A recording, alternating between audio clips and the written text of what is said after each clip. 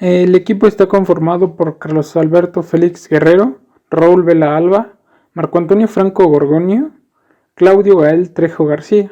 El tema que vamos a presentar es análisis de velocidad de mecanismos planos por medio de gráfico y analítico. Como introducción, tenemos que una vez que analizamos la posición, el siguiente paso para determinar las velocidades de todos los eslabones y puntos de interés en el mecanismo, pues sabemos que es necesario conocer todas las velocidades en el mecanismo o máquina, tanto para calcular la energía cinética almacenada con mv2 sobre 2, también para determinar la aceleración de los eslabones que se requieren para calcular la fuerza dinámica. Bueno, sabemos que primero tenemos que desarrollar los métodos gráficos manuales, que estos a menudo son útiles para comprobar una solución analítica más completa y precisa. También investigaremos las propiedades del centro instantáneo de velocidad que pueden arrojar mucha luz sobre el comportamiento de la velocidad pues de un mecanismo o que este tiene muy poco esfuerzo. Y bueno, esa sería la introducción. Pasamos a la parte de definición de velocidad. Aquí vamos a ver qué significa la velocidad. Bueno, pues la velocidad se define como la tasa de cambio de posición con respecto al tiempo. La posición es la cantidad vectorial como lo es la velocidad. Y la velocidad puede ser tanto angular como lineal. Y pues la velocidad angular la vamos a denominar o a detonar como W y la velocidad lineal la vamos a llamar como V. Aquí abajo tenemos las fórmulas, que serían la derivada del ángulo θ sobre la derivada del tiempo, que sería nuestra fórmula de la velocidad angular, y la velocidad lineal sería la derivada de la posición sobre la derivada del tiempo. En la siguiente figura se muestra el eslabón PA en rotación pura, con el pivote en el punto A en el plano XY. Su posición está definida por el vector de posición RPA, que se requiere conocer la velocidad del punto B del eslabón, que se somete a una velocidad angular de W, que como sabemos, W es la velocidad angular y se saca con la fórmula de derivada de θ sobre la derivada del tiempo. Si se representa en el vector de posición RPA como un número complejo en forma polar. Ok, en la figura 6.1 tenemos nuestro plano XY. Podemos ver nuestro eslabón, que es el PA, en una rotación pura. Como podemos observar, nos muestra el ángulo θ, la velocidad angular en la que tiene, el vector de posición que nos representa, y al igual que tenemos su velocidad lineal, que nos la muestra con una línea gris.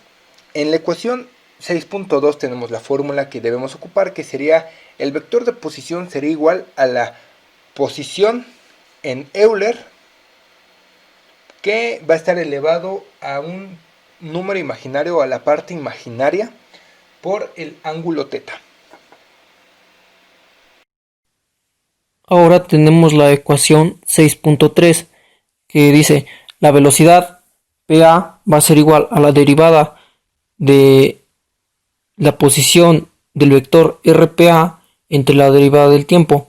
Eso va a ser igual a P por JE a la Jθ por la derivada del ángulo θ entre la derivada del tiempo. Esto va a ser igual a P por W, que es la velocidad angular, por J, que es la parte imaginaria, por E a la Jθ, donde P pues va a ser una longitud escalar del vector. Ahora, si comparamos esta ecuación 6.3 con la anterior ecuación 6.2, se puede observar que debido a una diferenciación de la expresión de velocidad angular ha sido multiplicada por el operador complejo J, una constante. Esto provoca una rotación de 90 grados de este valor de velocidad con respecto al vector de posición original. Esta rotación de 90 grados es positiva o en sentido contrario al de las manecillas de reloj. Sin embargo, la expresión de velocidad también está multiplicada por W, la velocidad angular, la cual puede ser positiva o negativa. Por consiguiente, el vector velocidad será girado 90 grados a partir del ángulo θ del vector de posición en una dirección directa por el signo de W, la velocidad angular. Esto simplemente es una verificación matemática de lo que ya se sabía, es decir, que la velocidad está siempre en una dirección perpendicular al radio de rotación y tangente a la trayectoria del movimiento, como se muestra o es lo que plasma esa ecuación. Al analizar la ecuación de Euler con respecto a la velocidad en su forma trigonométrica, podemos obtener lo siguiente.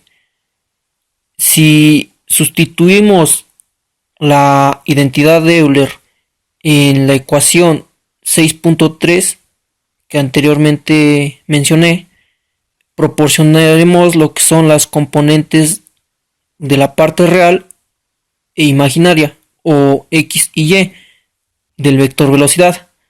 Ahora vamos a tener que la velocidad PA va a ser igual a P por W, que es la velocidad angular, por J, que es la parte imaginaria y también es una constante, por E a la J θ, que va a ser igual ahora a P por W por el coseno de θ más J por el seno de θ.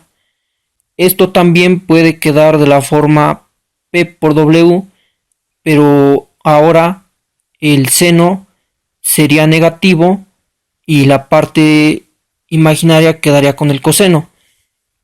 Esto solamente es una comparación y esto puede evidenciar la rotación de 90 grados del vector velocidad en relación con el vector de posición. Por lo tanto, pues la componente x anterior se transformó en la componente y la componente y anterior se transformó en la componente x negativo. Es decir, solamente es una comparación, pero la ecuación en sí es esa que se muestra. Esa es una adaptación, se podría decir, de lo que es la identidad de Euler, pero ahora con la parte de la trigonometría. Es así que para hallar la velocidad se debe ocupar la fórmula anterior. Solo se debe de encontrar la magnitud de los pares cinemáticos y los ángulos θ que lo conforman. Al comparar el segundo miembro de la ecuación 6.3 con el segundo miembro de la ecuación 6.2, se puede observar que debido a la diferenciación, la expresión de velocidad ha sido multiplicada por el operador complejo j. Esto provoca una rotación de 90 grados del vector de velocidad con respecto al vector de posición original, tal como se muestra en el inciso A e inciso B de las figuras que se muestran abajo. Velocidad perpendicular. Esta rotación de 90 grados es positiva, o en sentido contrario a las manecillas del reloj. Sin embargo, la expresión de velocidad también está multiplicada por omega, la cual puede ser positiva o negativa. Por consiguiente, el vector velocidad será girado 90 grados a partir del ángulo θ del vector de posición en una dirección directa por el signo de omega. Esto es simplemente una verificación matemática de lo que ya se sabía.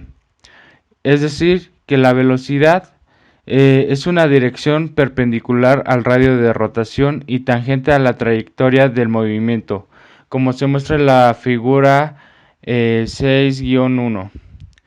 Como conclusión, tenemos que, teniendo en cuenta que es importante conocer la velocidad de las máquinas, es necesario conocer todas las velocidades en el mecanismo o máquina, tanto para calcular la energía cinética almacenada o también para determinar las aceleraciones de los eslabones que se requieren para calcular las fuerzas dinámicas.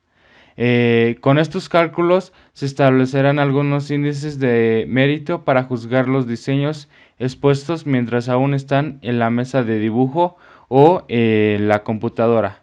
Y por último tenemos nuestras bibliografías que ocupamos: Norton, diseño de maquinaria McGraw-Hill 1995, y Shingwell teoría de máquinas y mecanismos. Y gracias por su atención.